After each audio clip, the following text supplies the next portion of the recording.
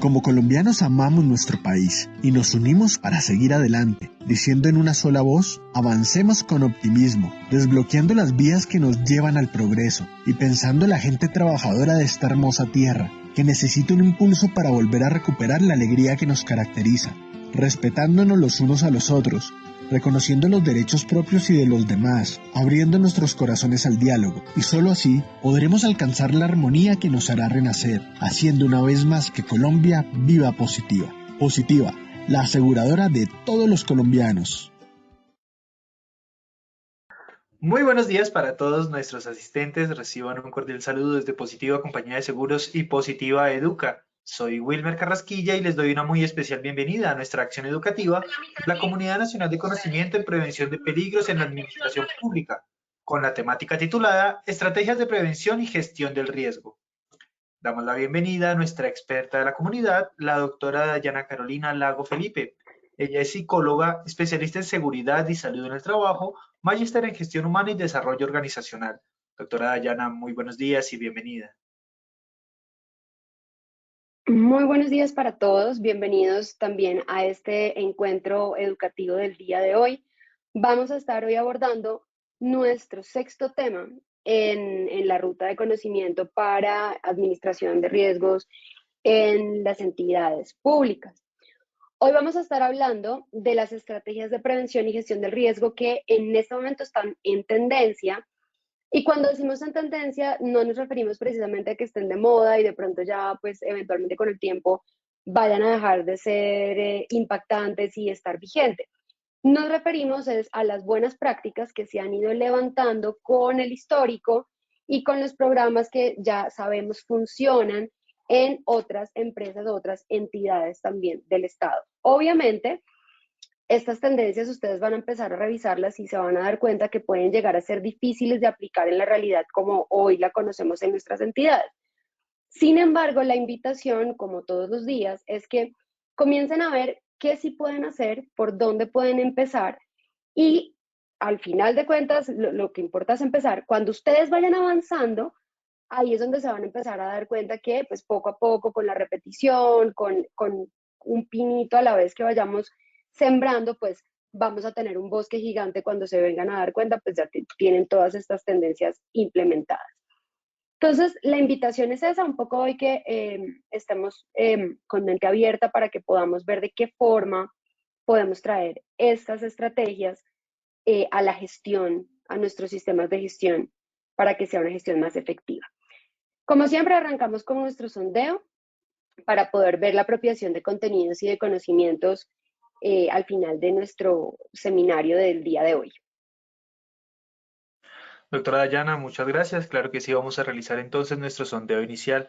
Le recordamos a nuestros participantes, como es habitual, realizaremos un sondeo al inicio y otro al final de nuestra acción educativa.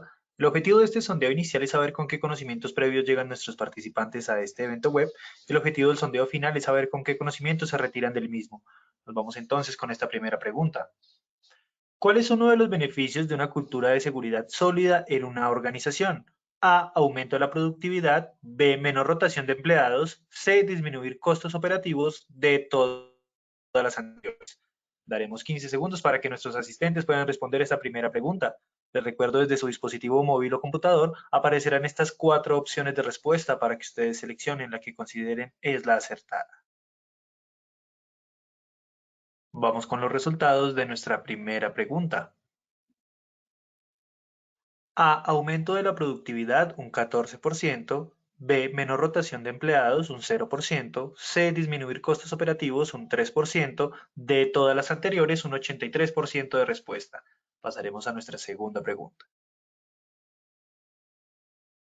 ¿Qué objetivo principal tiene la correlación de indicadores de negocio con indicadores de salud y seguridad y salud en el trabajo? A, identificar el ausentismo. B, impactar en los costos operativos. C, uso de la salud para el desarrollo de negocio. D, ninguna de las anteriores. 15 segundos para que puedan dar sus respuestas. Estos fueron los resultados de nuestra segunda pregunta. A, identificar el ausentismo, un 21%, B, impactar en los costos operativos, un 19%, C, uso de la salud para el desarrollo de negocio, un 28%, D, ninguna de las anteriores, un 32% de respuesta. Nos iremos entonces con nuestra tercera y última pregunta de este sondeo inicial. ¿Cuál no es una tendencia en seguridad y salud en el trabajo? A, enfoque en cultura de seguridad. B, enfoque diversidad. C, trabajo remoto y flexibilidad. D, identificación de peligros. Estos fueron los resultados de nuestra tercera pregunta. A, enfoque en cultura de seguridad, un 6%, B, enfoque de diversidad, un 72%, C, trabajo remoto y flexibilidad, un 12%, D, identificación de peligros, un 10% de respuesta. A nuestros asistentes, muchas gracias por habernos acompañado en este sondeo inicial. Nos vemos en el sondeo final de nuestra acción educativa. Los dejamos con la doctora Dayana. Regálenme un segundo que estoy teniendo acá problemas. Listo. Muy interesantes las respuestas. Vamos a arrancar con el tema para que puedan ir revisando cómo estamos en la apropiación de esos contenidos que están dibujados en nuestras preguntas del día. Como siempre, recuerden, la educación es el arma más poderosa que podemos usar para cambiar el mundo, frase que nos mueve para entender que tanto la comunicación, ¿verdad?, como la educación, que es finalmente la llevamos y la podemos ejecutar a partir de la comunicación, se convierten en esas dos estrategias que nos sirven para influenciar en las personas, para modificar comportamientos, modificar modos de pensar y de actuar, que es finalmente lo que nosotros debemos hacer en estos sistemas de gestión, porque al final, pues la seguridad es un comportamiento, es una creencia que debemos fortalecer y es la única manera de poderlo lograr, educando, sensibilizando, concientizando, capacitando, comunicando. Esos son realmente nuestros caminos más exitosos. Bien, entonces nuestro objetivo general es dar a conocer las tendencias actuales en materia de estrategias de gestión del riesgo que pueden ser aplicadas. ¿Listo? Pueden ser aplicadas. Ustedes saben, son muy juiciosos cumpliendo con todos sus requisitos mínimos. Pero pues hay cosas que podemos empezar a hacer diferentes, hay cosas que de pronto venimos haciendo de forma muy tradicional.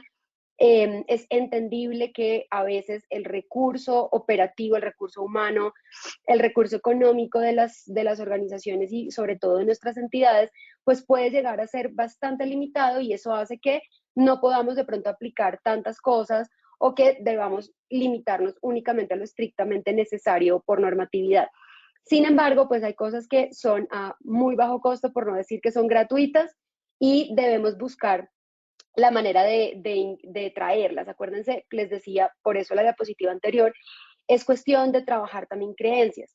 Es cuestión de posicionarnos más en las creencias potencializadoras, es decir, esas que nos ayudan a ver la oportunidad dentro de la situación, y no tanto las limitantes, es decir, aquellas que más bien nos pueden estar generando barreras o nos impiden ver esas otras opciones creativas que podemos aplicar. Lo que van a ver no es nada del otro mundo, seguramente lo han ya visto en otros escenarios, pero lo vamos a traer acá a nuestro sistema de gestión de seguridad y salud en el trabajo y ver de qué manera pues podemos empezar a aplicarlo de forma tal que nuestro objetivo número 1 va a estar en entender cuáles son esas tendencias. El objetivo número 2, qué se busca con ellas, entender qué se busca con ellas. Y en el objetivo número 3, que ustedes puedan tener un camino por donde empezar, que puedan saber qué es lo primero que deberían hacer en caso tal de que quisieran ustedes aplicar o implementar alguna de estas tendencias para hacer su gestión de riesgos pues de mucho más efectiva, atractiva para los colaboradores y también en términos de productividad pues que sea más beneficioso para la entidad. Empecemos con la primera. La primera nos habla de la tecnología y nos habla de la tecnología y de los datos. Acá hay una reflexión importante y es que mucho hablamos y poco hacemos. Mucho hablamos de que los indicadores de gestión del sistema son importantes, que tenemos una tabla a veces larguísima y grandísima de indicadores de seguridad y salud en el trabajo, que al final pues no los estamos gestionando, no estamos aplicando tecnología para ayudarnos en esa gestión y se nos está quedando corto o más bien poco eficiente el uso de esos datos, la toma de decisiones de los datos, eso que conocemos como data driven, es una forma en que podemos tomar decisiones basadas en la información que los datos nos presentan. Entonces, la tecnología de los datos, pues finalmente es la tecnología aquí juega un papel fundamental en la gestión del riesgo laboral porque es un camino para que nosotros podamos comenzar a ver cómo están esos patrones de seguridad y salud en el trabajo. Podamos empezar a hacer correlaciones, a inferir, a predecir qué puede llegar a pasar en nuestra entidad en, por ejemplo, el mes de diciembre, porque pues ya tenemos una historia muy clara, ya tenemos unos indicadores que año tras año se vienen acumulando y podríamos, si quisiéramos, compararlos y empezar a correr esos modelos analíticos que están correlación, regresión, pues ya más desde la estadística, que nos ayudan a poder tener esa información. Mi recomendación para empezar es que comiencen a recopilar datos. Recopilar datos no es fácil. Primero porque tenemos todo descentralizado. Entonces tenemos carpeta de la carpeta de la carpeta, un Excel para una cosa, una matriz para otra cosa, unas aplicaciones para otras cosas. Entonces, eso no es una tarea fácil. Lo primero que todo es de alguna forma empezar a tener organizado ese inventario de datos y de indicadores que tenemos a la fecha y hasta cuándo lo tenemos. O sea, qué es lo más atrás que podemos llegar con esos datos que tenemos. Eso es lo primero. Muchas entidades ya han tenido un avance en esto porque han comenzado a trabajar en gestión de la información y han comenzado a tener ya sus tablas también de retención documental y por lo menos sabemos qué información tenemos. Ahora, de esa información tenemos que hacer una depuración de datos. Primero que todo, sacar los indicadores que hay, o sea, ¿qué estoy midiendo? Porque a veces un año medimos una cosa, otro año cambia y ya medimos otra.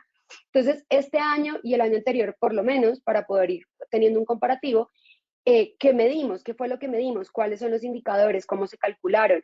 Y sobre todo la calidad de los datos. Esto es de lo más importante, ¿listo? Porque si son datos que no confiamos en ellos, que no sabemos de cuál es la fuente, que no sabemos que en el registro nos aparecen unos picos que son raros, que no tienen mucho sentido para nuestra población y demás, pues empezamos a tener problemas con la calidad de los datos. Y sabemos que una mala calidad en esas bases de datos puede hacer que nuestras predicciones o nuestras conclusiones no sean tan sensibles a la realidad y por lo tanto pues empecemos a tomar decisiones basadas en datos erróneos. Entonces, mi recomendación es eso.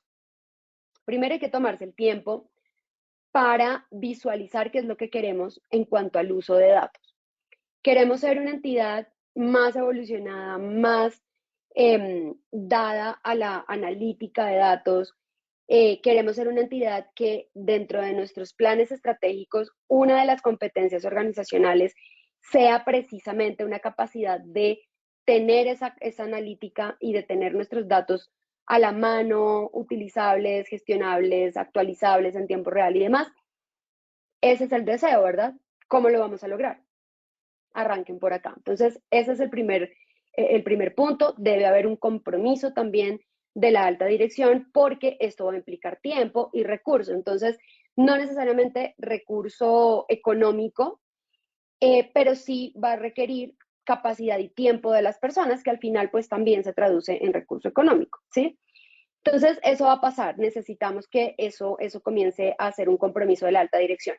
Entonces, una vez recopilé los datos y una vez ya tengo centralizada la información, pueden utilizar aplicativos como Power BI, que es uno de los que más se utiliza ahorita. Es práctico de utilizar, es de fácil acceso, permite hacer muy bien ese cargue de datos y esas correlaciones entre las variables, permite visualizar la información y tener los tableros pues bastante a la mano para cuando se piden reportes, informes o incluso para que cuando necesitemos tomar una decisión pues sea sencillo de consultar la información. Entonces, ese es un ejemplo, pero pues hay otros. Cuando ya lo tengan allí, ya lo hayan subido, lo hayan centralizado, obviamente después de haber hecho una revisión de calidad de los datos y una depuración de los datos, eliminar, por ejemplo, datos en blanco que no tengamos, vacíos en las bases, buscar la información que nos falte y demás. Entonces, ahí es donde tenemos que poner a trabajar la información. El paso siguiente a esto es para que empiecen por acá. Esto tarda, obviamente, un tiempito, pero una vez ya tengan eso, el paso siguiente es empezar a jugar con las variables, empezar a hacerse preguntas, hacerse hipótesis. Entonces, ¿qué pasa, por ejemplo, entre riesgo psicosocial y DME? ¿Qué pasa entre riesgo psicosocial y riesgo visual, por ejemplo, que ya se han empezado a encontrar correlaciones importantes allí? ¿Qué pasa con los hábitos de vida saludable y el consumo de sustancias psicoactivas? ¿Cómo están esas correlaciones allí? ¿Listo? Entonces, es empezar a jugar y evolucionarlo, que ahí viene una de nuestras preguntas y ya lo voy a trabajar en una tendencia más adelante, evolucionarlo a que esto no se quede en seguridad y salud en el trabajo, en la burbuja de seguridad y salud en el trabajo, sino empezar a traer esos otros indicadores que son más de productividad de la gente, indicadores incluso de otros indicadores de talento humano o de otras áreas, ¿sí? Entonces, rendimientos financieros, indicadores de planeación, indicadores de riesgo, pero desde la planeación estratégica, ese tipo de datos que son más operativos de la entidad, ¿verdad?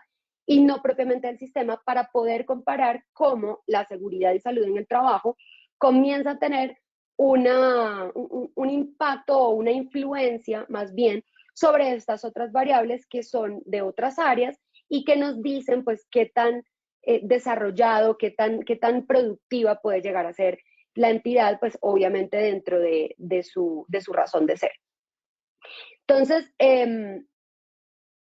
es complejo. Ustedes puede que estén escuchando y digan, muy interesante, pero la verdad es que algún día aquí no es la realidad. Empiecen por lo menos, agenden hoy una reunión donde, o ya ahorita que se está acercando final de año, en una de esas reuniones donde comenzamos a revisar qué fue lo que pasó y a sacar informes, cuando lo empiecen a hacer, agenden una reunión para aprovechar que ya que tienen que sacar informes de fin de año, puedan definir y puedan sacar cuáles van a ser esas pautas o ese procedimiento para sacar estos datos. Y ojalá de una vez comiencen a dejar ya esas bases o ese histórico más organizado, más centralizado, para que el otro año sea mucho más fácil comenzar a recopilar datos nuevamente y empezar a compararlos. Es una oportunidad, siempre podemos ver la oportunidad, dicen por ahí, o podemos ver el vaso medio lleno o medio vacío. El todo es que comiencen a entender que en la revolución en la que estamos, en nuestra industria, momento 5.0, en donde la gestión de los sistemas tiene que ser inteligente, donde la inteligencia artificial se vuelve parte fundamental de todo lo que hacemos. Incluso si ya se vieron noticias en esta semana, se van a dar cuenta que empresas como Juan Valdez pues ya están sacando productos a propósito de la inteligencia artificial. Entonces, esto más que una moda, pues lo más probable es que esto ya haya llegado para quedarse, así como entre los años 80 y los 90 llegó el Internet para quedarse. Así que creo que nosotros debemos comenzar a tener esta forma de ver las cosas y este pensamiento y comenzar a tener una gestión más inteligente de la seguridad y salud en el trabajo. Entonces, tecnología y datos es una de las tendencias. Vamos a chulearla y a seguir con la siguiente. La siguiente es el tema de trabajo remoto, que ya hemos venido trabajando. No todas las entidades, debo decir que me sorprende mucho que ya pasados tantos años, ya casi vamos a cumplir 10 años, en que estamos motivando a las entidades a que comiencen a involucrar el trabajo remoto, así sea en su modalidad híbrida, dentro de la forma de operar, pues nos hemos dado cuenta que no es tan fácil que las entidades y que los líderes confíen en que esto es una posibilidad. Nos da miedo la cultura, nos da miedo enfrentarnos a una transformación cultural para que esto sea una realidad y preferimos irnos por lo seguro.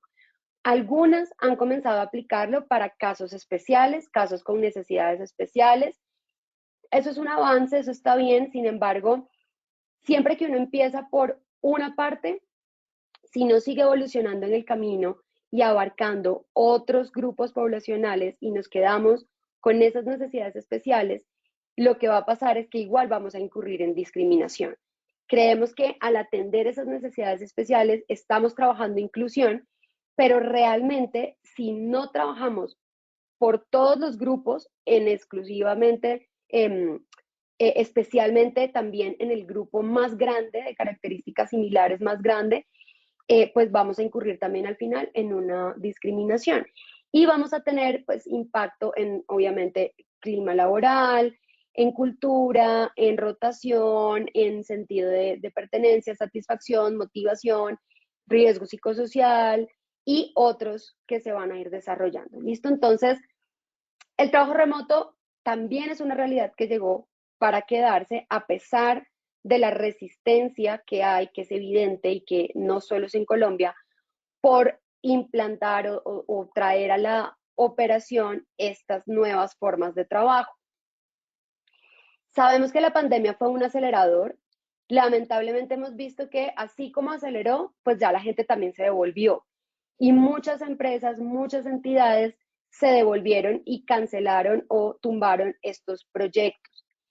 Nos impacta muchísimo los cambios de administración como entidades. Parte de nuestra cultura es poder asumir los cambios de administración. Deberíamos buscar que esas políticas pues sean más rápidas en su ejecución. O sea, una, por ejemplo, prueba piloto debe ser más rápida, ¿verdad? Para que dentro de esa misma administración logremos adoptar una política que llegue para quedarse también. Entonces, esto es lo más difícil, ¿no? Buscar las firmas, lograr que las personas se comprometan, que los líderes se comprometan, lograr hacer lo que toque hacer para entrenar a la gente en esta nueva forma de trabajo, cambiar los espacios físicos, cambiar los espacios virtuales, integrar las personas presenciales con las virtuales, todo eso pues es de bastante trabajo. Si no comenzamos por el compromiso de la alta dirección, pues de entrada estamos mal porque pues por ahí es por donde de verdad empieza a haber la disposición de recursos precisamente para poder llevar a cabo estas iniciativas. ¿Qué es lo que buscamos finalmente con esto? Lo que buscamos es que todos los colaboradores logren tener un entorno seguro, bien sea porque están presenciales o bien sea porque están en su entorno remoto. Y además buscamos que exista equilibrio precisamente entre la vida personal y laboral y la satisfacción con el trabajo también que logre incrementarse y que logre afianzarse. ¿Por qué? Finalmente, si yo tengo capacidad de disfrutar mi vida, voy a tener capacidad para comenzar a ver los aspectos positivos de muchas áreas de mi vida que en principio podrían haber sido problemáticas en algún tiempo, como el trabajo. Si el trabajo me tiene desmotivado, y ustedes lo saben porque seguramente lo han sentido, si el trabajo me tiene desmotivado, triste, me siento estancado, siento que esto no es para mí, pero no puedo hacer nada porque me toca trabajar, porque obviamente necesito mis ingresos, ¿cómo voy a ver yo el resto de áreas de mi vida? ¿Sí? Va a ser difícil que yo logre tener una postura un poco más positiva, dispuesta, abierta a oportunidades, creativa, más saludable. Va a ser muy difícil. Entonces, de alguna forma, buscar estas estrategias hacen también que podamos tener mayor sentido de pertenencia, una mejor percepción de las condiciones de favorabilidad por trabajar en la entidad y repercute en el compromiso y en la productividad, contrario a lo que la gente cree. Muchos creen que el trabajo remoto lo que hace es disminuir la productividad. Entonces, bueno, ahí eso es una enseñanza. ¿Por dónde empezar? ¿Qué es lo que debemos hacer? Primero que todo es comiencen a diseñar el plan deseado. Cuando hablamos de plan deseado, hablamos de cómo nos imaginamos que esto vaya a funcionar. No vamos a coger el libro blanco de teletrabajo y paso por paso empezar a trabajar en la documentación y empezar a levantar la información y correr a aplicar pruebas y hacer exámenes. No, primero vamos a diseñar la cultura que queremos, porque la cultura es el inicio. Contrario a lo que se puede pensar que la cultura simplemente es como un impacto colateral de lo que hagamos, La cultura debe ser el inicio, debemos desearla, debemos planearla, debemos visualizarla para que después sí, con ayuda de las estrategias y las herramientas que están disponibles, como por ejemplo el libro blanco de teletrabajo, por decir un ejemplo, podamos empezar ahí sí a levantar la información que necesitamos y a trabajar de una vez las creencias, las formas de pensar, de percibir la situación y obviamente los hábitos de esos trabajadores que eventualmente van a terminar trabajando de una forma remota. Eso es lo primero, diseñar el plan deseado. ¿Qué queremos que pase? Pueden hacer reuniones colaborativas, pueden hacer mesas de trabajo con expertos de que ya lo hayan hecho, que ya lo hayan implementado, pueden investigar casos de éxito, todo eso pueden hacer para que ustedes diseñen esa maqueta de lo que sería la cultura de trabajo remoto en un año o en 2 años dentro de la entidad. Luego sí pueden comenzar a hacer pequeños experimentos. Entonces, vamos a arrancar este mes, vamos a arrancar por un grupito de personas que van a tener un sistema híbrido. La pandemia fue el mejor piloto de todos, pero como habían muchos factores que estaban también implicados allí, que estaban afectando, pues que pudiéramos decir que en efecto fue una prueba piloto, pues porque teníamos varios sesgos, no lo podemos contar exactamente como una prueba piloto. Hay que hacerlo, hay que hacer el ejercicio con experimentos controlados, pero pequeños, pequeñas áreas, pequeñas personas, pequeños tiempos, que ustedes puedan ir midiendo esos indicadores. Luego sí, una prueba piloto a gran escala, la adopción de la política, el plan de transición. El plan de transición ya implica cómo vamos a ir paso a paso, así como hablábamos del plan de retorno al trabajo seguro, que era paulatino, progresivo, que tenía un sistema, de igual forma tendríamos que tener ese sistema para aplicar esta tendencia. Y finalmente, pues la transformación cultural que tiene que ser por gestión del cambio y que tiene que ser un proceso planeado, organizado desde el punto 1, desde que arranca con el proyecto. Esta es otra tendencia que también les dejo sobre la mesa. Deben tratar de buscar la manera de comenzar a tener este trabajo remoto. Si ya lo tienen, revisen cómo lo están haciendo y qué pueden mejorar, porque a veces ya tenemos a la gente organizada y lo dejamos hasta ahí. Y estamos perdiendo ese equilibrio de medidas para asegurar el entorno seguro, tanto de los trabajadores remotos como de los colaboradores que están en el sitio presencial. Entonces, hay muchas cosas, o sea, la transformación cultural nunca termina. Hay muchas cosas que ustedes pueden continuar haciendo. Acuérdense, mejora continua. Entonces, no lo dejen en el tintero, trabajen fuerte en este tema dentro de los planes. Flexibilidad horaria y autonomía. La flexibilidad horaria y autonomía finalmente lo que busca es que las personas puedan ajustar su trabajo a su vida, no al revés. La vida es una sola, ¿cierto? ¿Cuántos años productivos tenemos en promedio? Pueden ser unos 40 años, 50 años, con una gran capacidad y luego comenzamos a tener un declive en la capacidad, aunque podamos seguir trabajando. Y luego cuando te vienes a dar cuenta, pues ya estás en tu edad de pensión, puedes dedicarte a hacer otras cosas y, oh sorpresa, es uno de los momentos más felices de tu vida. Al final de tu vida, disfrutas, aunque sigues trabajando, porque increíblemente que pensamos que la persona pensionada ya no debe dedicarse a ser activa laboralmente más, y por todo lo contrario, pues puede ser uno de sus momentos también más productivos. Y es donde te das cuenta que realmente este tema del equilibrio era viable y que tu felicidad también está en cómo le sacas provecho a las dos cosas al mismo tiempo. No esperemos a que nos tengamos que dar cuenta de esa realidad cuando ya de alguna forma pues hayamos desaprovechado esos otros 40, 50, 60 años donde estuvimos dedicados a nuestras empresas, nuestras entidades de tiempo completo. ¿A qué voy con esto y cuál es mi mensaje? La autonomía y la flexibilidad horaria dan felicidad porque permiten a la persona disfrutar su vida mientras es productivo. No encasilla o no limita a que el disfrute real de la persona sea 15 o 20 días al año en los que debe dejar de trabajar para poder disfrutar la vida. Y ese es el paradigma en el que estamos. Solo disfrutamos realmente, en teoría, cuando no estamos trabajando, pero se nos vuelve muy difícil disfrutar mientras estamos trabajando por lo pesado, por las cargas, por los horarios tan exigentes y demandantes, porque salimos de casa de noche en la madrugada para llegar temprano al trabajo y salimos del trabajo en la noche porque pues obviamente teníamos mucho trabajo. Entonces llegamos a casa tarde en la noche.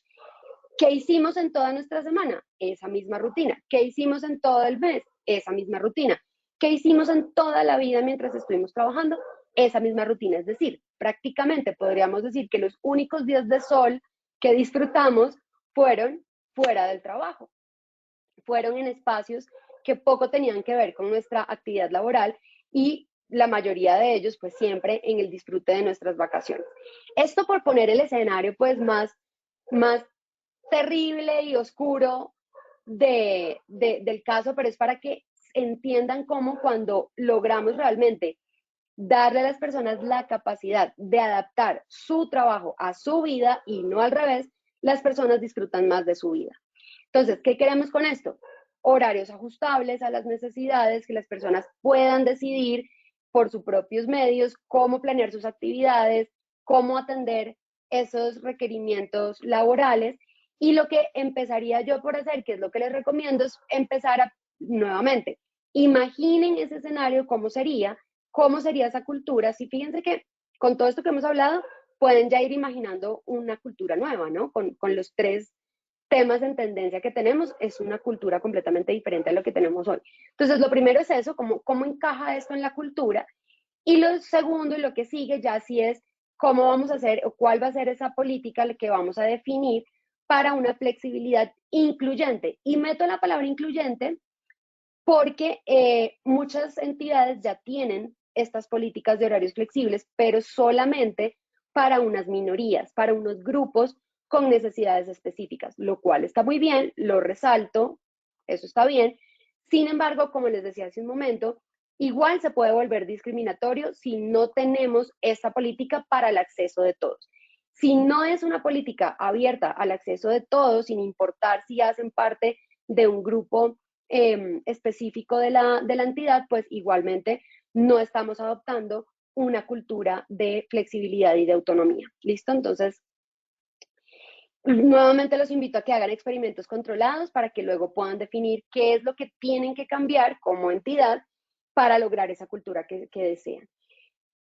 Nuevamente reitero, ajustar el trabajo a nuestra vida y no al revés. No la vida, que es una sola y muy cortita, a nuestro trabajo.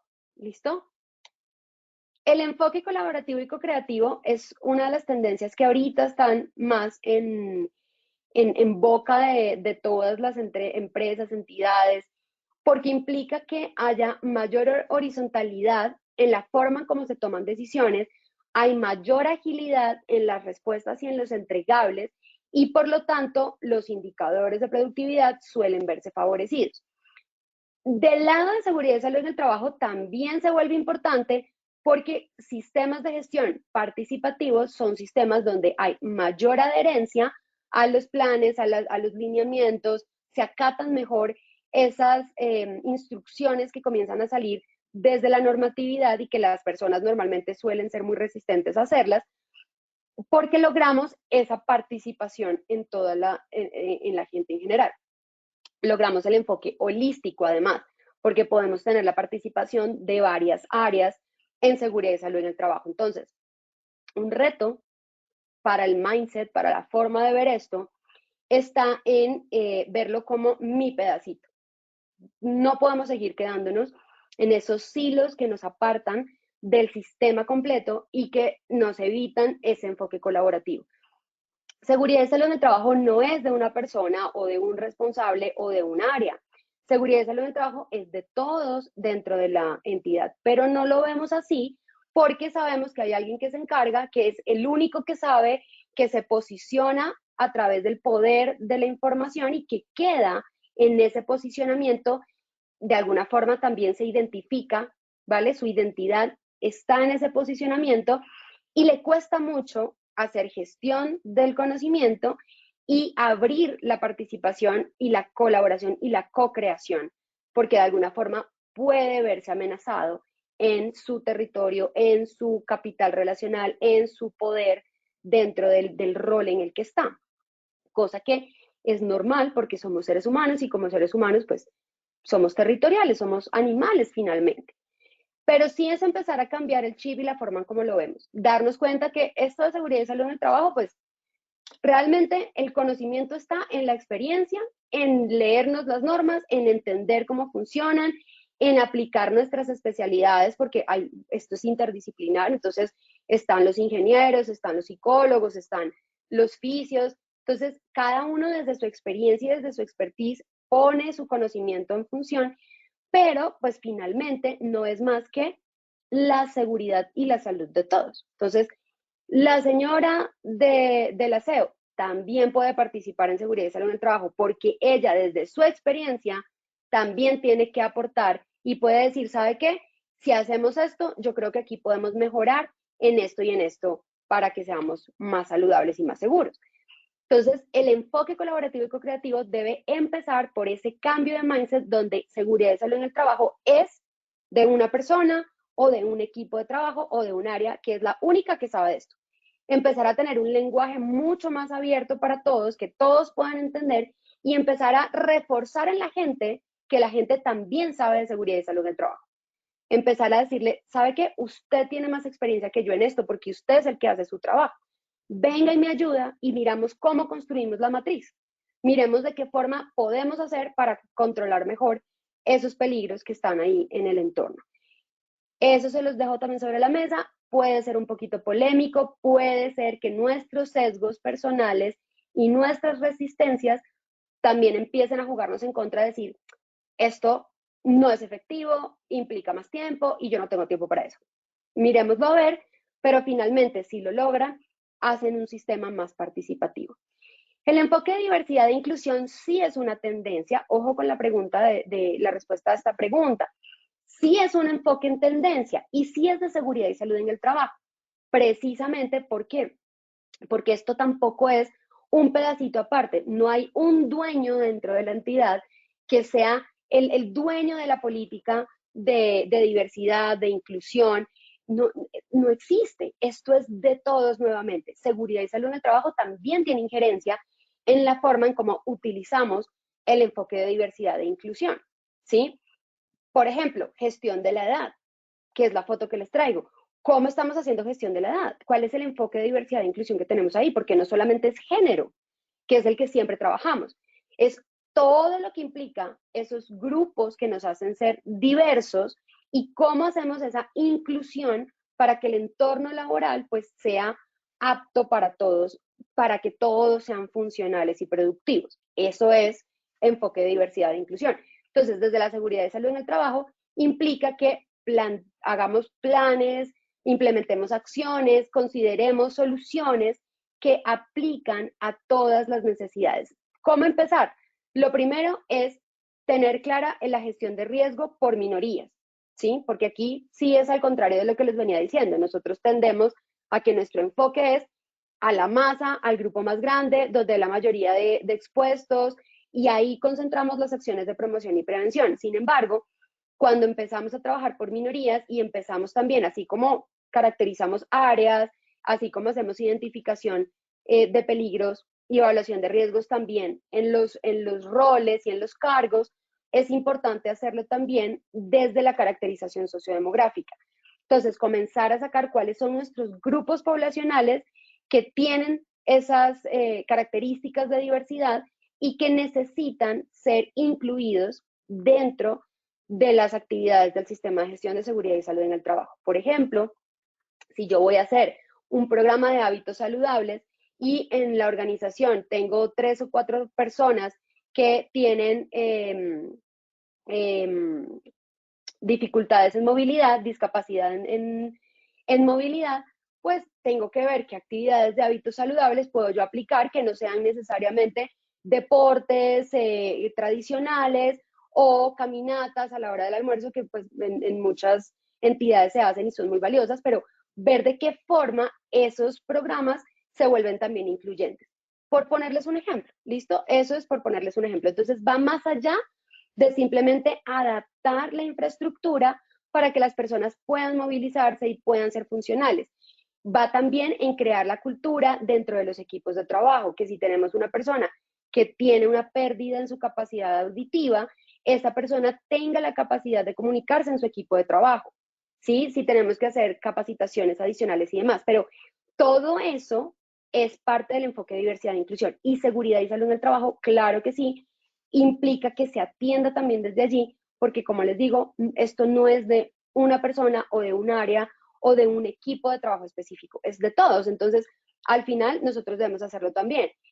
Hay que hacer una caracterización muy juiciosa, levantar las necesidades por grupos, ¿vale? Segmentarlos y una discriminación positiva. ¿Qué es una discriminación positiva? Es un método en el que sí discriminamos porque tenemos que diferenciar, porque tenemos que separar, porque tenemos que segmentar, pero lo hacemos con el objetivo de luego ser incluyentes, de decir, para este grupo yo necesito trabajar en estas estrategias para que tenga las mismas oportunidades que las otras personas con características distintas. ¿Listo? Entonces, acuérdense de esa foto que fue viral durante mucho tiempo, donde igualdad no era que tres niñitos se pararan en una caja de exactamente igual altura, porque pues si un niñito es más alto que el otro, aunque la caja sea igual y tengan la misma oportunidad, que es la caja, realmente no es la misma oportunidad. No se le está dando a las necesidades porque la estatura no la estamos teniendo en cuenta. Entonces, esta es ya luego la caja que para cada uno se adapta a un tamaño en el que la oportunidad es la misma, que es poder ver por encima de la barrera, ¿sí? Entonces, aquí es lo mismo, busquemos ese enfoque, que todos nuestros programas, nuestras acciones, tengan esas cajas a la medida. Se les pueda dar a un grupo una caja un poquito más alta, al otro grupo la caja bajita, porque es la que necesitan para que todos de alguna forma pues puedan ver por encima de la barrera, puedan tener la misma oportunidad de prevención dentro del sistema de gestión de seguridad y salud en el trabajo. Luego tenemos el compromiso emocional. Este compromiso emocional es bellísimo, es supremamente bonito, porque de alguna forma y es un reto grandísimo, sobre todo para nosotros que estamos acostumbrados a tener un esquema de pensamiento rígido, bastante dado a la normatividad, definido por la auditoría, por la interventoría, por todos estos procesos que de alguna forma, en principio o a simple vista, pareciera que fueran como contrarios a procesos creativos, como que de alguna forma te limitan, te vuelven un poco más racional, entre comillas, por así decirlo. Entonces, nos desvinculamos de estas acciones positivas que, si conocemos muy bien a nuestros colaboradores, sabemos que van a servir para conectarlos emocionalmente con lo que estamos haciendo. Entonces, ese tema de ser creativos, pero de ser creativos no desde las acciones únicamente, sino desde la contemplación de todo el sistema. ¿A qué voy? No solamente es que traemos unos actores para que hagan, ¿verdad? Unos despliegues teatrales súper bonitos, que la gente se ría y que jueguen con la gente y quede un mensaje, sino que más allá de eso, desde la atención del uno a uno, desde esa persona que llega con un problema y se acerca a la línea o al puesto de seguridad y salud en el trabajo y dice, ¿sabe qué? Me está pasando esto. Desde ahí yo tengo que lograr ese compromiso emocional, generar confianza, tener apertura, no juzgar, no estar siempre a la defensiva, no pensar que la persona siempre está buscando la ganancia secundaria o que siempre está buscando el beneficio detrás de la calificación o de los procesos pues, de ARL. Entender cómo es el sistema de salud frustrante en este país, porque todos lo hemos vivido, y volvernos de alguna forma ese apoyo emocional para que la persona, junto a nuestro conocimiento, logre solucionar su necesidad. Creo que esa disposición de servicio se ha ido perdiendo en seguridad y salud en el trabajo, y parte de eso hace que pues la gente al final vea esto como algo que le toca hacer, pero no se conecta con ellos. Si nosotros lográramos tener esa conexión emocional, miren la foto, sí, estamos todos en pandemia usando tapabocas, que nadie le gustaba, era obligatorio, pero al final lo volvimos un meme, lo volvimos parte de nuestra cultura, lo volvimos ya al final, incluso nos hacía falta cuando comenzamos a quitárnoslo, nos sentíamos como vulnerables porque comenzamos a conectarnos con la necesidad de conectarnos con esa medida de seguridad. Entonces, es un poco eso, es como llevamos nosotros que todo nuestro sistema y toda la cultura en salud y en seguridad de la entidad tenga la capacidad de conectar emocionalmente al funcionario en lo que estamos haciendo. Que la gente sepa y entienda que esto es importante y que es normativo, que tienen unas responsabilidades con el sistema, pero más allá de eso, se vinculen emocionalmente. ¿Cómo empezamos? Lo primero es indagar qué conecta a la gente, qué conecta a la gente dentro de la entidad, qué los representa, qué les gusta, en dónde encuentran esos espacios de motivación y de satisfacción, qué es lo que les ayuda a generar dopamina y a conectar, ¿sí?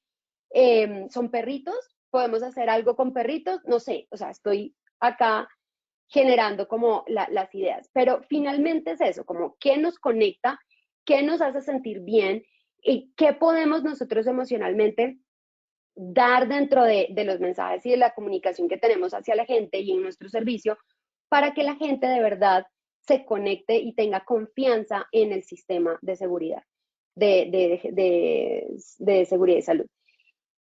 El uso de la gamificación ha sido ya aplicado, implementado, y eso está muy bien. Yo creo que una vez entendamos qué nos conecta, usar la gamificación va a ser más efectivo. Ahorita lo estamos usando aislado, digamos que no es una estrategia realmente consolidada, es como una acción que usamos, como un juego al año o algo lúdico que hacemos, pero pues no pensamos de qué forma está conectando o está cumpliendo con este propósito, ¿no? Entonces, de pronto si lo unimos a una estrategia, pues puede ser mucho más efectivo. Y hacer que las capacitaciones logren una adhesión a la norma. Entonces, no es solamente informar magistralmente, no es reunir a los 50 operarios, ¿verdad?, de archivo en una sala y decirles, miren, ¿saben qué? Es que ustedes tienen que hacer esto, esto y esto para que cuiden. No, es un poco conectar desde la necesidad, desde el corazón, desde la emoción, en por qué hay que hacer lo que hay que hacer. ¿Mm? Luego está liderazgo en salud, ya para ir cerrando. Liderazgo en salud es finalmente tener líderes empoderados de la cultura de autocuidado y de salud. Eso es, no es más. Pero para eso, pues hay que trabajar con los líderes. Y sobre todo líderes en las entidades que son supremamente resistentes a estos temas, porque no los entienden, no los visualizan dentro de su realidad, no lo conectan con la productividad y con sus resultados como líderes. Entonces, lo primero que tenemos que hacer es declarar cuál es el comportamiento que yo deseo que tengan estos líderes. Declararlo significa un compromiso de la alta dirección después de un ejercicio, obviamente, exhaustivo de declaración, ¿no? O sea, es decir, ¿cómo se declara un comportamiento? Hay varios reuniones, grupos focales en los que trabajamos con los líderes para identificar qué necesita tener un líder que está empoderado en la cultura del autocuidado. Entre todos construimos eso. Al final vemos cuáles son los comportamientos que más se repitieron en esos grupos, los refinamos, es decir, los redactamos de una forma que sean entendibles para todos los líderes y que se reflejen ellos en esos comportamientos. Y esos son nuestros decretos, nuestras declaraciones de conducta. Una vez tenemos esos decretos o esos comportamientos deseados, declarados, comenzamos a hacer una transición o una gestión del cambio del comportamiento actual a ese comportamiento que queremos tener. Hay varias metodologías de gestión del cambio que ustedes pueden usar, ustedes conocen varias. Una de las más utilizadas es el ADKAR. Ustedes pueden comenzar a trabajar la conciencia sobre el comportamiento, la conexión emocional para que la gente tenga deseo o despierte esa motivación de tener ese comportamiento. ¿Cómo tenerlo? Ahí sí viene el conocimiento. Fíjense que el conocimiento es lo último y nosotros siempre empezamos por la capacitación. Después sí, ponemos en práctica ese conocimiento con nuestros equipos, es decir, desarrollamos la habilidad y reforzamos. Reforzamos para que los líderes mantengan y sostengan esos comportamientos nuevos. Con ese proceso y estableciendo canales de comunicación horizontales, es decir, evitar que para sacar esto haya que pasar por 4 o 5 aprobaciones, tratar de minimizar esas aprobaciones, de volvernos más horizontales, más cercanos a todos los líderes, no que el secretario es diferente al asesor que está en el área de archivo. O sea, necesitamos empezar a hacer, aunque hayan nuestras jerarquías, pero que la decisión, la comunicación sea más horizontal, que podamos llegar a ellos. Y establecer también una intervención para las relaciones. Entonces, dinámicas nuevas, pautas de convivencia nuevas, todo esto que habilite un entorno en el cual los líderes puedan poner en práctica estos hábitos de cultura del autocuidado. Cambio de chip y atención, y a los líderes que están hoy acá acompañándonos, recuerden, por favor, que ustedes ya no son los expertos en la técnica, en el proceso, en la operatividad. Ustedes son los expertos en la gestión de talento, por eso son líderes, porque pueden coordinar equipos, porque son expertos en gestionar gente, ¿sí? Los expertos técnicos son los que están en su equipo de trabajo, pero ya no son ustedes. Ustedes saben, tienen que tener conocimiento, pero ya no, su trabajo no es ese, su trabajo no es el resultado como tal del área, su trabajo es el resultado de la coordinación y de la conexión de los talentos para que esos talentos lleguen a los resultados. Ese cambio de chip es súper difícil de dar porque normalmente nos van ascendiendo a medida que vamos teniendo un buen desempeño en el trabajo, no un buen desempeño por el manejo de gentes. Entonces, pasa mucho que llegan personas a ocupar espacios, roles de liderazgo sin tener ni idea de cómo comunicarse con la gente, de cómo entender las diferentes personalidades, de cuáles son esas estrategias o metodologías que se pueden hacer para ayudar a que la gente trabaje colaborativamente. Todo eso pasa, porque el ascenso es por mérito, pero ¿mérito de qué? Mérito en el desempeño técnico. Entonces, necesitamos que cuando esas personas lleguen a roles de liderazgo, puedan tener también su nivelación en habilidades sociales o en habilidades de gestión del talento, ¿sí? Pero hay que cambiar el chip, o sea, ya nuestro trabajo no es correr las matrices y sacar los informes. Nuestro trabajo es coordinar a los 3 o 4 que hacen ahora ese trabajo de correr las matrices y sacar los informes. Entonces, necesito eso, ¿listo? Liderazgo en salud entonces va a ser lo mismo. Necesitamos líderes que sepan y entiendan la necesidad de gestionar gente y que puedan empezar a influir en ellos para que adopten mejores hábitos de autocuidado. Eso es, y obviamente yo los tengo que cumplir también. Muy bien, chicos, entonces, el enfoque en cultura es todo lo que hemos hablado. Juntos somos más seguros, ¿listo? Empiecen entonces, recuerden, visión de cultura deseada, qué hábitos queremos, qué creencias queremos que la gente tenga, qué queremos que se desarrollen en términos de capacidades. ¿Cómo estamos hoy para poder ver la visión versus el cómo estamos? Y luego y sí decir, ¿sabe qué? Yo quiero que el autocuidado sea algo de lo que hablemos todo el tiempo. O sea, yo quiero que una de las capacidades de la gente sea poder comunicar autocuidado. Entonces, una de mis ceremonias va a ser que todas las semanas nos vamos a reunir por equipos de trabajo a hacer comités de salud, comités de seguridad. Entonces, se va a hablar de autocuidado. Todas las semanas, 1 hora a la semana, mis equipos van a hablar de autocuidado. ¿Listo? Con tareas, retos, pero se va a hablar de autocuidado. Eso puede ser. Entonces, ustedes empiezan a establecer qué tipo de ceremonias nuevas quieren, artefactos, mensajes y demás.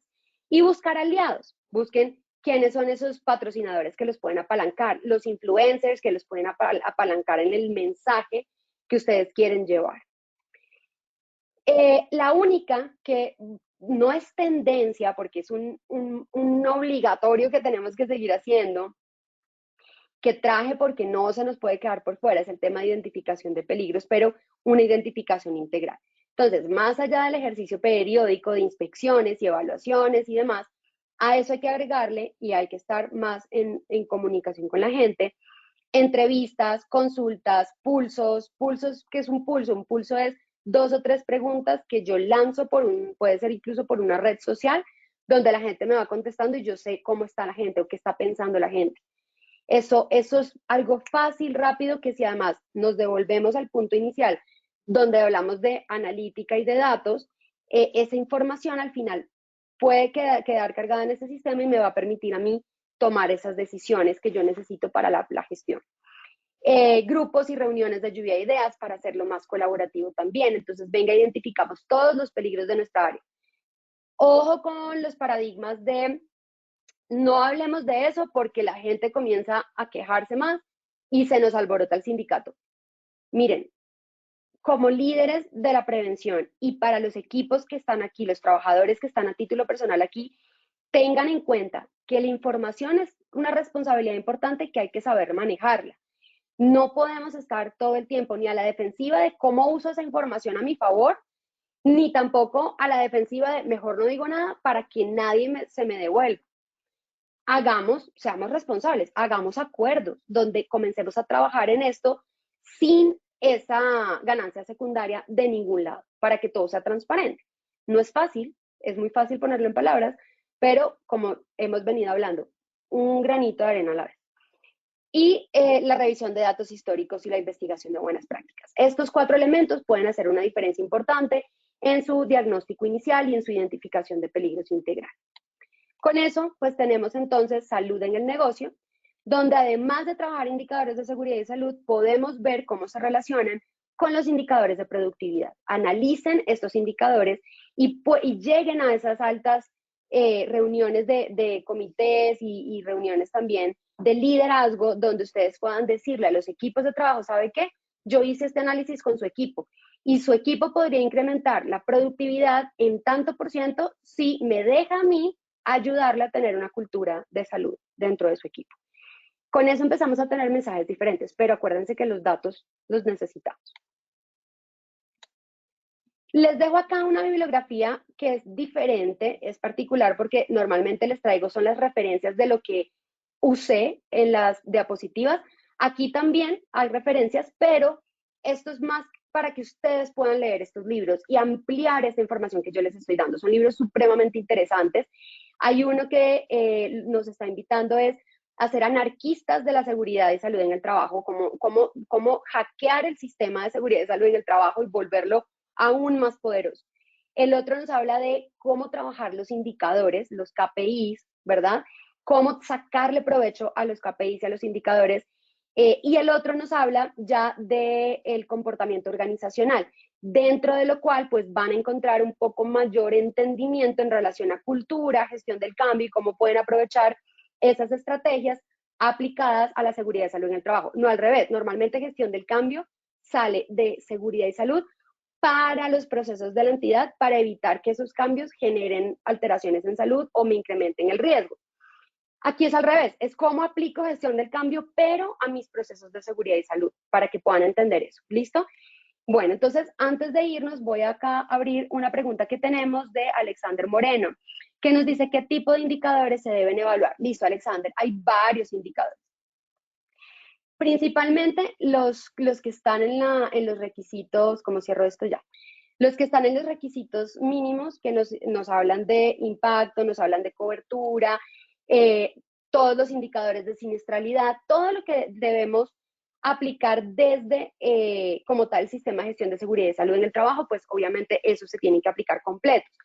Sin embargo, debemos buscar también diseñar nuestros propios indicadores para que nuestros procesos podamos medirlos también en el impacto que están teniendo. Por ejemplo, si yo voy a trabajar, con lo que estábamos hablando hace un momento, un enfoque de inclusión en seguridad y salud en el trabajo, yo voy a necesitar un indicador para saber si de verdad estoy generando acciones incluyentes o no. Entonces tendré que desarrollar un indicador. Entonces, número de acciones desarrolladas, y a ese número de acciones desarrolladas le calculo el porcentaje de las acciones que fueron realmente incluyentes para la población, que lo puedo medir a través de una encuesta, lo puedo medir a través de observaciones en el entorno de trabajo, etcétera, etcétera. La recomendación es, tengan los indicadores que deben tener, pero además sean inteligentes en los indicadores que van a tener para medir el impacto de sus acciones y de sus planes. Que todos tengan, no dejen nada sin medir.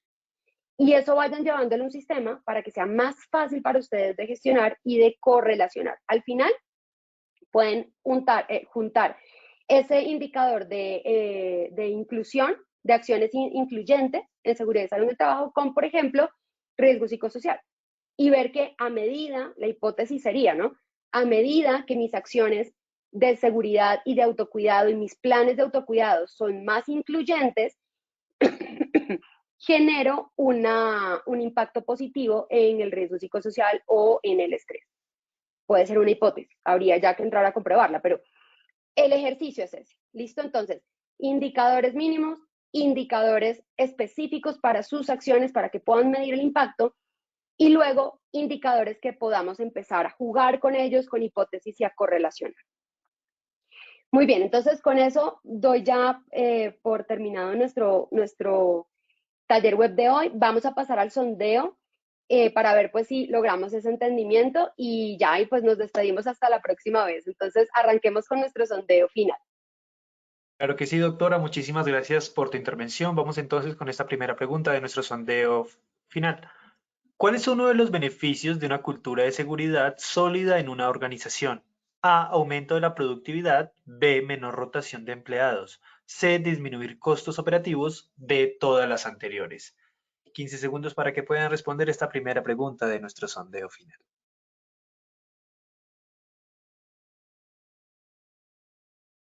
Vamos a ver los resultados de esta primera pregunta. A, aumento de la productividad, un 8%, B, menor rotación de empleados, un 1%, C, disminuir costos operativos, un 2%, D, todas las anteriores, un 90%. Doctora, cuéntanos qué tal nos fue en esta primera pregunta. Bueno, nos fue muy bien. Tú pasamos de un 83% inicial a un 90% en la respuesta correcta, que es todas las anteriores. Entonces, muy bien. Doctora, mil gracias. Vamos entonces con nuestra segunda pregunta. ¿Qué objetivo principal tiene la correlación de indicadores de negocio con indicadores de salud y seguridad y salud en el trabajo? A, identificar el ausentismo. B, impactar en los costos operativos. C, uso de la salud para el desarrollo de negocio. D, ninguna de las anteriores. 15 segundos para responder. Estos son los resultados de nuestra segunda pregunta. A, identificar el ausentismo, un 18%, B, impactar en los costos operativos, un 16%, C, uso de la salud para el desarrollo de negocio, un 41%, D, ninguna de las anteriores, un 25%. Doctora, ¿qué tal nos fue en esta segunda pregunta? Bueno, también nos fue muy bien. Incrementamos de un 28%, pasamos a un 41% en la respuesta correcta, que es el uso de la salud, ¿verdad? De cultura en salud como un apalancador de negocio. Muchas gracias. Pasaremos entonces a nuestra tercera y última pregunta de este sondeo final. ¿Cuál no es una tendencia en seguridad y salud en el trabajo? A, enfoque en cultura de seguridad. B, enfoque de diversidad. C, trabajo remoto y flexibilidad. D, identificación de peligros. Muchísimas gracias a todos nuestros participantes por habernos acompañado en este sondeo final. Estos fueron los resultados de nuestra tercera pregunta. A, enfoque en cultura de seguridad, un 8%. B, enfoque de diversidad, un 58%. C, trabajo remoto y flexibilidad, un 20%. D, identificación de peligros, un 14% de respuesta, doctora.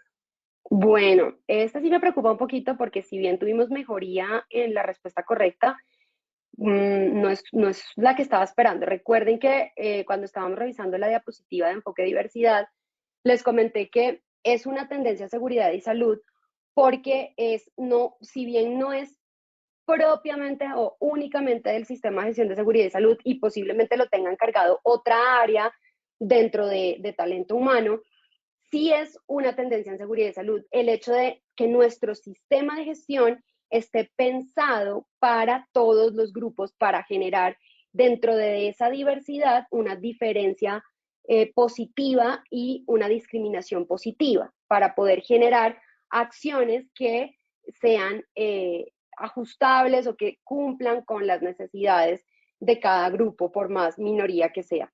Entonces, sí es el enfoque de diversidad e inclusión, no solo de género, es desde todas las formas de inclusión, debe ser una tendencia en nuestros sistemas. Debemos pensar, y eso ayuda también a que el equipo que está trabajando en enfoque de género y inclusión y diversidad pueda llevar a la realidad de esa cultura, porque al final si lo empezamos a incorporar a nuestros procesos, porque todos los procesos de la organización los deben comenzar a incorporar, ahí vamos a estar con el ejemplo también enseñando cómo se lleva esos discursos de diversidad e inclusión a la realidad operativa de la entidad. Entonces, sí es una tendencia en seguridad y salud en el trabajo. El que no es tendencia es identificación de peligros, porque es que eso es algo que debemos hacer desde toda la vida, o sea, eso es algo que sí o sí hay que hacer. Pero lo traje a colación porque hay algunas cosas dentro de ese proceso que sí se pueden aplicar y que pueden hacer esa evolución a lo que hoy en día está en tendencia. ¿Listo? Entonces, la respuesta correcta era la D, porque lo que no es tendencia es la identificación, es algo que siempre hay que hacer, y en la que ustedes contestaron correcta, que es diversidad de enfoque de diversidad e inclusión, esa sí es tendencia. ¿Listo? De seguridad y salud. Bueno, con eso pues terminamos. Muchísimas gracias a todos. Ya abordamos las preguntas, no veo preguntas adicionales, entonces pues nos vemos en nuestro siguiente tema. Muchísimas gracias por su atención y participación. Que tengan buen día. Bueno, doctora Dayana, muchísimas gracias por tu participación, por habernos acompañado en este espacio educativo. Te deseamos un excelente día y esperamos verte en nuestra próxima acción educativa. De igual forma, le agradecemos a todos nuestros asistentes por su participación y acompañamiento en este evento web. Los invitamos a que conozcan nuestro Centro Virtual de Enseñanza y Aprendizaje Posipedia, www.posipedia.com.co, donde encontrarán todas nuestras comunidades de conocimiento y mucha más información para que sigan conectados con nuestro Plan Nacional Multimodal de Educación. También queremos invitarlos a descubrir todas las acciones educativas que tenemos para ustedes en www.posipediatalleresweb.com o siguiéndonos por medio de nuestro canal de WhatsApp Positiva Educa. Pueden hacerlo escaneando el código QR que les aparecerá en pantalla o copiando el enlace desde su celular. Recuerden que el certificado de este evento web se generará para todos nuestros afiliados de 1 a 8 días hábiles después de terminada la acción educativa y podrán acceder a él por medio de nuestro portal Posipedia en la sección Edúcate. Agradecemos diligenciar la encuesta de satisfacción que les aparecerá al finalizar el evento. Los dejamos con el siguiente audio coaching. Que tengan un muy buen día.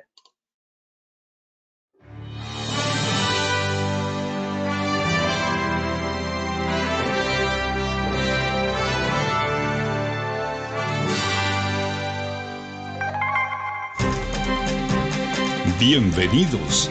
A partir de ahora dispongan cada uno de sus sentidos para vivir y disfrutar las experiencias sonoras de Positiva Educa.